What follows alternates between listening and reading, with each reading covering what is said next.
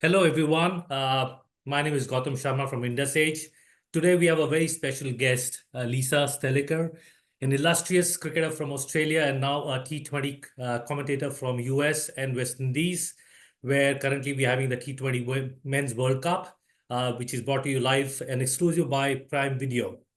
Thank you, Lisa. So good to have you with us. Thank you. All right, talking about you first, you had an illustrious career in cricket and now a commentator. Tell me the transition you've made. Yeah, so when I retired, I wanted a new career and a new challenge. And at that time, there were no females actually involved in commentary, yet we certainly watched the game, loved it, had an opinion. So I remember spending a fair bit of time around the Channel 9 commentary box and trying to pick up and learn as much as I could. Mhm. And then got an opportunity through ABC Grandstand to start with, and then Channel 9 to cover some of the women's cricket. But the real opportunity came when I was kind of thrown in the deep end in 2015 when the IPL wanted females involved in commentary. So there was 4 of us that got a chance, and since then I haven't looked back. And it's actually been really good fun to have a diversity on the table and different Mm. perspective to the game. So that's been an amazing story. Any challenges that you've faced so far, transitioning into the commentary role? Um, you don't get told or taught what to do. Literally, the thrown into your hand and away you go. So you kind of learn on the job. And one thing I know as well is you don't get feedback. Your feedback is either we're not having you anymore or, you're going great. So it meant that I spent a fair bit of time kind of listening to myself back, which is never a nice thing anyone likes to do, is listen to themselves. But that was the only way I could learn or speak, find some mentors. Ian Chappell was one. Oh, A nice. number of male commentators that I worked with were really open to say, yep, that was good. Try and do this a little bit more. So, yeah, I've had a lot of support along the way, and I'd hate to hear my commentary early on, but I think I've found kind of my niche or what I bring to the table, because I find the commentary team is somewhat like a playing side. There's a couple of top order batters, a couple of all rounders, your keeper, your fast bowlers. A commentary team has that kind of makeup as well. So I've kind of slotted into what intel or what tactical now so I can bring. Fabulous. So currently you're in New York. Of course, this World Cup is played in USA and West Indies. Tell me the vibe in USA. It's the first time that cricket is actually happening there. Yeah, I landed and went through immigration, and the customs officer asked what I was here for, and I said there's this tournament, and he actually said, yeah, I've been watching a bit of the cricket, and Wow. it's just funny hearing an American accent talk about the game, but I think it's captivated the general population. I guess the fact that the US team and Canada, I thought it was a great touch by ICC to kind of get those two to launch the event. Also kind of touching on the history as well, with those 2 countries being the first 2 teams to have played cricket back in 1844. So the fact that the US were able to chase down a big total, I'm hoping that they perform really well, and that will inspire a few other Americans to kind of tune in and figure out how this game of cricket is played. And talk about the ground and the pitches in the US. It's the first time. So is it going to behave a bit differently? So I think with Dallas and especially Fort Lauderdale, there's been a lot of international cricket that has been played there. CPL, Caribbean Premier League, has played there as well. So that ground is probably more established from the soil and understanding of the conditions. Dallas, they had the MCL last year there. And New York is the new one, really. So Damien Hoff, who's the Adelaide Oval curator, he's been acquired to get the pitch ready. We saw the first match that was played there, Sri Lanka versus South Africa, probably had a little bit of life in it. The ball Yes. was zipping around, and the outfield was quite sandy. Obviously, with a number of pitches on the square, I think they'll figure out which one plays a certain way, and no doubt they'll get it right. And especially for the India-Pakistan game, it'll be no doubt a flat wicket with plenty of runs being scored. Great. So we just watched the IPL not so long ago, and there was hardly any contest between bat and ball in most cases. So there's definitely a lot of change happening in T20. I definitely personally, I'd like to see a bit of a contest. Where do you see this brand of cricket happening in the World Cup? Yeah, IPL is slightly different because of that impact player rule and literally teams having 12 batters and 12 bowlers, really. Yeah, you had that extra depth and that extra safety net for you to kind of attack.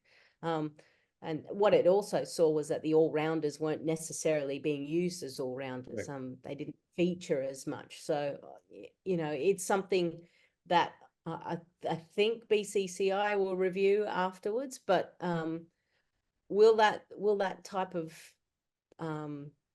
blueprint come over to the T20 World Cup? I think different pitches, you know, maybe not as flat surfaces. With West Indies, we've already seen Guyana turn a little bit as Yeah. well. So, Yeah. I think the bowlers are going to enjoy these type of conditions a little bit more. They're not going to be going the journey. But let's see what a flat track does, and who wants to kind of play that brand. I would expect Travis Head at the top will play how he has been playing, Absolutely. and bring that kind of that style and into his game. But I think it will be slightly different to what we saw in the IPL. So talk about this a little more. So we got some really good teams around. Talk about the team dynamics and where do you feel that people have got or the teams have got their mix right? Yeah, I guess for teams, you've got to look at where are you first playing your round games. Is it in the US? Is it in the West Indies? Which island is it as well? Because we know even within the islands, the conditions can change quite dramatically. So I think a side that kind of has that ability to be able to bring their resources in regardless of the pitch conditions. So and some of the best sides in the world, Australia, India, England, probably they're the three that kind of stand out that tend to have all bases covered in that Hmm. regard. You'd expect them to go deep into the tournament as well, because they'll be playing in so many different venues. But then you've got to read the pitch correctly and get them in your 11 as well. So that will be the next thing that we kind of watch with interest. So is there a team or a brand of cricket any team plays that excites you the most? Well, for the Australian fans that will be tuning into Prime Yes. Video, I think they'll be excited with how the guys tend to play. I think yeah, they've had so much success of late, and it's the same core group of players that get to play all three formats, and they just know each other inside out. And so whilst they haven't probably played a lot of T20 cricket with each other, they'll all come together and they'll know their role instantly. And it looks like the Australian team are onto a good thing. It's good, coached really well. The management is excellent, and players feel loved and secure in their position. And it's amazing what that does to a player's performance. And Australia is also a big stage team. So in big tournaments, they really step up. So that's something to watch out for sure. Now tell me between spin and pace, what do you think is going Mm. to play a bigger role in this World Cup? I think spin will, and I may be biased because I was a former You're on. spinner, but I think given how T20 cricket, Yeah. everyone initially thought spinners would go the journey, and it would be the death of the spinners. I think they've done exceptionally well, but I also think the conditions in the West Indies will help the spinners, and we'll see a lot of our fast bowlers as well, bowl a lot of cutters into the pitch, Yeah. taking the pace off. So I think spin should go quite well in this tournament. Is it going to be predominantly a wrist spin or is it going to be finger spin as well? Well, left arm finger spinners have done pretty well. Yeah. I guess it depends the makeup of how many right-handers or left-handed batters that are there. Hence why teams are wanting to ensure that they've got kind of both covered throughout their batting order, so one can dominate the spinners from one end and another can do it the other. So you would expect wrist spinners to be really successful, and you look at some of the best wrist spinners going around, Rashid Khan, Adil Rashid, Adam Zampa. They're guys that kind of come quicker out of the front of the Correct. hand. They don't leave the stumps very often. That's pretty successful for them. They don't have to have a huge variety. And left arm finger spinners have been successful as well. So, I'm looking forward to those kind of little battles within the games. That'll be nice. Putting in the hot spot now. So pick two of your favorite batsmen that you want to watch this World Cup. Who are you really looking forward to, and two bowlers as well. Yep. So bowlers, I can't wait to see Jasprit Bumrah. He's just been exceptional for such a long time. I'm excited to see Jofra Archer as well. It's good The to have fact him that back. that he's playing international cricket. I hope that he stays on the park and that he performs well. From a batting point of view, there's so many good guys. I'm going to go with Travis Head from Australia. I'm fascinated to see if he can bring that kind of form that he had in the IPL to this tournament. And then Nicholas Puran from the West Indies. I think he'll be really successful. Hits the ball 360 degrees, and he plays that kind of middle order, middle overs and finisher really well. So I think he might dominate. And for the Indian fans, any Indian batsman that you're looking forward to seeing as well? Hey, look, you look at their order. Probably Surya Kumar Yadav. I hope he does really well.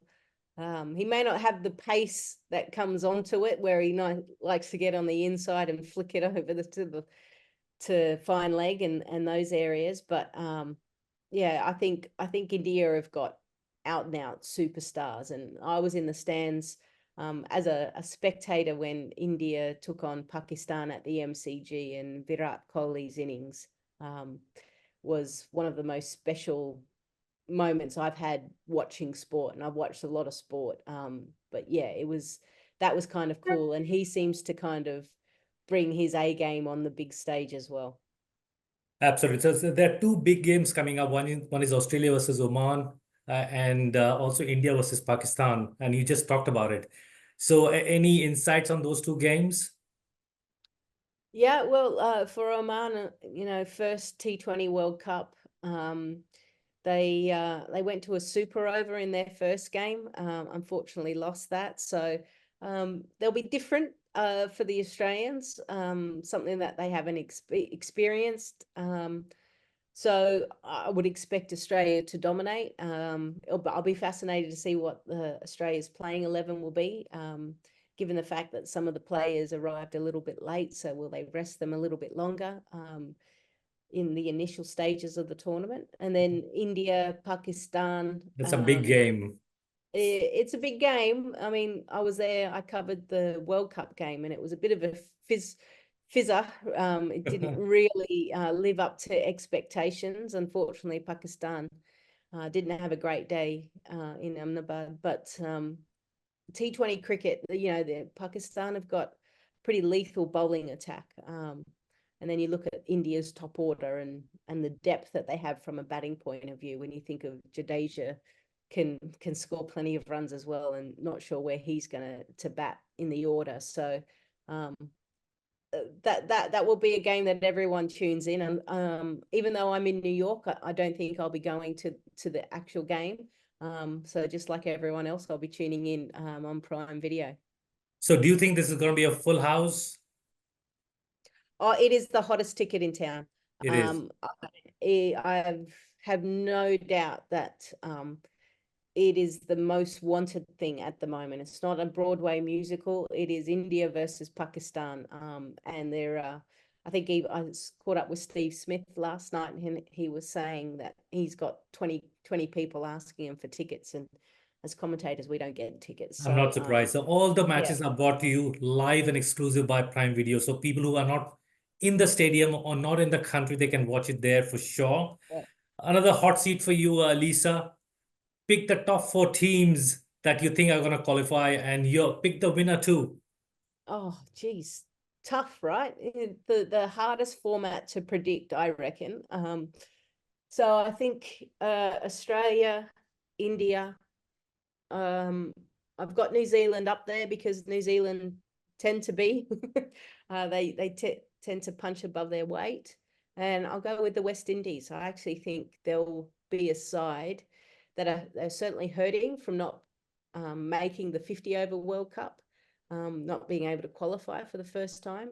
So they'll be hurting from that. But I think stars are aligning nicely. They seem to be playing some good cricket. So if they can hold their nerve and not panic, it was a bit of a nervy chase for them in their first game. But if they can hold their nerve, I think there'll be a side to watch out for. Any dark horse that you're watching out for as well? Probably a side that I think has done well in this tournament before is Namibia. So could they, given the more exposure that they've had since that time, could they really upset and challenge sides? I mean, Scotland, unfortunately, their game against England got washed out today, but they were 90 for no loss in 10 overs. So it would have been nice to have seen that game kind of play out a little bit. So I think there'll be an upset. I think there'll be a couple of upsets, and that's certainly one thing I love about an ICC event. Is yes, finals and semi-finals are memorable, but it's those encounters where the underdog beats one of the full nation. I mean, I remember Netherlands beating England That was in the great. opener of 2009, I think, the T20 Yeah. World Cup. So, little things like that, and no doubt we'll have a few of those throughout this tournament because there's 20 teams for the first time, which is exciting. And your pick for the finals, it gets harder. Yeah, hard. Oh, I've actually got no idea. So I've said those 4. So I'm going to go Australia versus West Indies in the final. Host nation. That would be cool, with the Australians coming out on top. So tune into Prime Video. Great. The last question for you, Ladies World Cup or T20, where do you see that evolving? Yeah, so obviously the next one is in Bangladesh, which will be a great opportunity for them to have a tournament, a global tournament there, and create some a legacy almost of from that tournament, and hopefully inspire more and more females to pick up the bat and ball.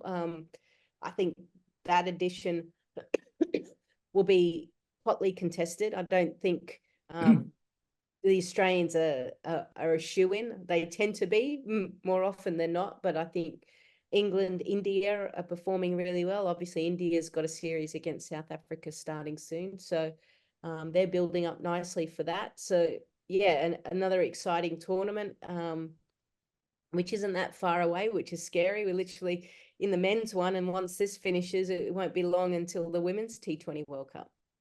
So, Lisa, you've inspired many, and you continue to inspire many as well, young women to take on to the sports or to the commentary as well, for which we say thank you. You've been a perfect role model for so many people. Your personal story is amazing. So continue to inspire the world, and wish you all the best for the World Cup, which is brought to you live and exclusive by Prime Video. And I really appreciate your time. Thank you very much. Thank you so much, and bye-bye. Okay, see you. Bye. Bye-bye. Australia's first Indian magazine to have a national reach, Indus Age is the largest circulated South Asian magazine in Australia with 5 simultaneous editions, 55,000 copies printed monthly, 220,000 readers, largest network of clients, undisputed leader in community news. Indus Age is circulated in Sydney, Melbourne, Adelaide, Brisbane and Perth to over 525 outlets. Grab your copy now to get the latest on the community, news from India, Bollywood, music and much more. For more info, log on to www.indusage.com.au.